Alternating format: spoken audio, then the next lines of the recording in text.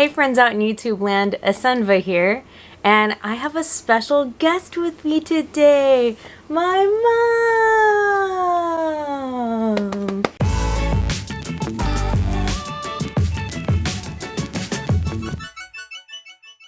So if you didn't already know, I actually currently moved back with my parents as my house is being built. House number 3. I thought, what better opportunity for me to take to, since I'm here in the house with my mom, but to reflect and ask her questions about, the hobby. Because I feel like a lot of people that join this hobby, some of them are on the younger side, and so, might be kind of cool to hear from back in the day when I first started.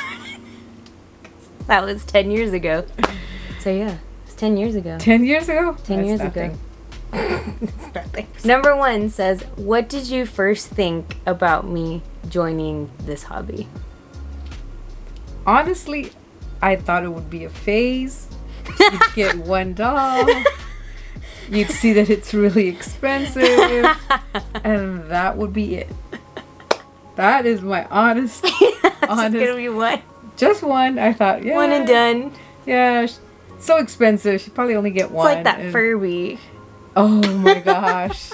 Yes. It's like the Furby. I thought, you know what? I fought my mom for a Furby. I was like, they're so expensive. I thought maybe by the time she's going to have to raise it, her own money, do her own thing. I thought, yeah, maybe one. And she would be done. Yeah, no. Did not turn out that way. No. Did not turn out that way. It did not at turn all. out that way. No. Question number 2, as a follow-up. Do you think it's okay to spend $400 to $600 on a doll? Well, I don't think it's that bad, only because I have a hobby that is just as expensive, because my sewing machines can run pretty expensive. But they are very pretty, so I can see how that could be a hobby for an older person if they have the money for it. So yeah, I mean, you've been in quite a lot of hobbies. I feel like hobbies, and no matter what hobby you're in, you're gonna spend some money on it. Like whether you're doing cosplay, even sewing, or painting, anything really honestly starts costing. Yeah, quite a lot. I started with a 6-inch Cricut machine, which was about $300 or $400, and then that's a doll right there. Yeah, and then but then again, I've got 12 Cricuts. Yeah, so I mean, I can see. I mean, if it's something that you really like, and it's something that teaches you how to save for something that you really want, and that maybe that'll kind of make you think about taking care of it and stuff, because it's expensive for a little doll. Next question, number 3. It's kind of like a situational question, because I've actually had quite a lot of the younger people in this hobby ask me what they should do. So if I didn't have any money and rewind the clock and I was 14 and wanted one, what would you say? Well, be careful what you say, because that little Furby, going back to this Furby, that was about $50 back then. It was. And I didn't think that she could raise the money, because I was like, if you can raise the money, then you can have your Furby. Little did I know that she would raise the money, because she did a lot of little odds and ends to raise the money for the Furby. But it was only a fad, and it just went away. I will admit, yeah, that was a pretty bad fad. I actually was really scared of it at one point, because it kept on waking up in the middle of the night. I threw it in my closet, and I would still hear it it was so, it's so weird. Yeah. So I have to. Yeah. To me, I think if the girl or boy or child that is really wanting to buy one of these dolls, which they are pretty expensive, as a mom, I would say, first, to find out if they're really going to put the time and invest in something so expensive, is let them raise the money, at least halfway, to say, you know what, it's, if they really, as a parent, going you know what, they really worked for it, let them try to get their first one, and let the the girl. I can't say either whether it's a girl or a boy because I'm pretty sure both genders, there's a you lot. know, and stuff. So to me, I would say let them raise part of the money, see if they're really into it, because as I see Vanessa's collection, it can go wild as far as like she tells me she's gonna buy shoes for a doll that's $25. I'm like, your shoes cost $25. Yeah. But I mean, that would pretty much tell you as a parent, if they are able to raise the money, take care of it, then why not? You know, to me, it's more of a teaching your child to be responsible, to take care of something, and you will know whether it's something they really want to go into it and take care of it, because they're spending their own money.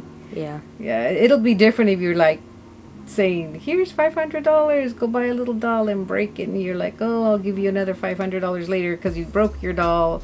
And they're very gentle from what I see. They're very fragile. You got to really protect them, like from this. I've seen Vanessa protect them from the sun, from the elements, from all of that. So I mean, I don't know what is the starting for a doll, you know, in this world, but even if it's $50, to me that's pricey, because I figure American Girl doll, they also did American Girl dolls, which are about $100 more or less, and I made them at least come halfway to their dolls, and they did it. And so I mean, to me, it's like, if you can take care of it and if you're really into it, then why not? They're pretty, they're beautiful. I'll have to say, you know, we went to Japan and I did get to see the $1,000 $5,000 dolls, and they're beautiful. So I mean, why not? I think they're pretty and fun. Oh. Question number 4. How many dolls do you think I have? I would say you would have at least 60 dolls. 60? At least 60. 60? 60 dolls. You think I have 60 dolls? I think you have 60. How many do you have? I only have about 30. Okay, you'll have 60 by the end of the year, probably, or something. Yeah, and then all those little bitty ones, you counted all those little bitty ones? It gets to like, it does get a little bit higher, but okay, when you talk about this hobby, like, it's like, what is the BJD? Like, these are the BJDs. Like, the little ones, like that little, like, looks like a Barbie over there, doesn't technically count. Okay, well, I'm counting those. I would have said 25 of the big ones. Just saying, because I already know that's what it is. No, because because I've seen those. Yeah, I have about 30 of these guys, like the resin and like the larger. Oh, now I know. Plasticky ones. So yeah. So bonus question number 5. Out of the dolls that you see here, which one do you like the most? Which one do I like the most? Yeah, which one do you kind of like the most? Oh my god. Not this one, definitely. Oh no! It's a threat? No. No! Or not that one either. Oh, poor friends.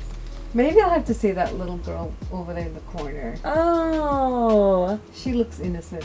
I don't even think I have. I don't even know if I named her. She doesn't have a name yet. I don't think she does. She just looks very quiet with lots of hair, like you used to have when you were little.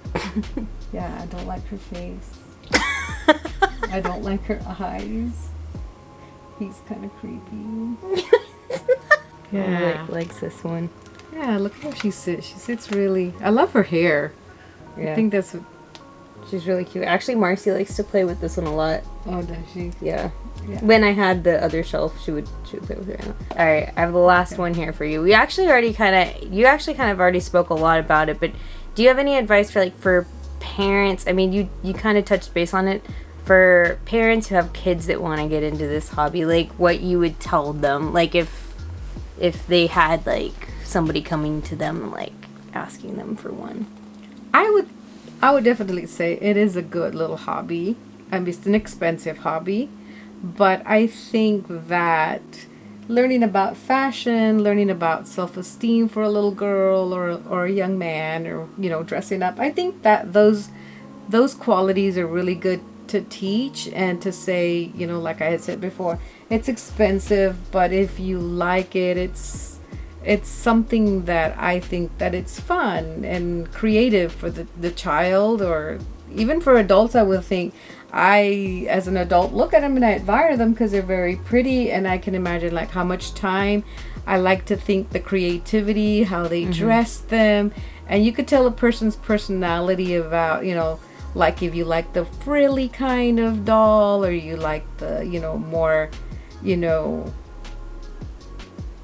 crazy fantasy. Oh, fantasy. There's my a good. sister Veronica, like she has fantasy ones. She doesn't have any of her dolls out right now, but she buys like dragons and like boys with horns on them and stuff. Those are hers. Yeah, her collection looks different than mine. So I mean, I think that would keep you busy, and to me, as a mom, I would rather her be home playing with her little dolls than heaven knows what. Yeah, I could be at the club, Ma. I could be at the club, but instead I'm spending $20 on doll shoes. Oh yeah, drink up a beer or something is expensive, right? in a bar, I would think so. It would be like, I would say, don't drink, buy shoes. Well, this was really interesting, and I'm glad I got you this little interview. Thank you so much for joining me today. You're welcome. So glad everybody in YouTube land can meet my mom. You're welcome. We hope you have a dollytastic day, and we'll see you guys in another video soon. Bye! Now, why would they wear such short skirts? It's very rare that I have any Did you do it dolls. with his eyes literally to look like that? Like, oh my god. Yes. Oh, well, I got the message. Oh my god, so exciting! So cool! Oh, come on. So, Does she have a band-aid in her nose or something? yeah. Oh. It's like I tried to do like Japanese street fashion. I don't even spend $40 I a pair of don't. shoes Sometimes on I me. don't spend. I mean, sometimes I do, but like sometimes I don't. Oh yeah, sometimes I do, like for your wedding or something, but... Oh, and if Bean was here, I'd have her saying, "Don't forget to subscribe and like." You need to start letting her do I know, I should literally do the that. endings for my videos. Don't forget to subscribe to my mommy's channel. Oh my god.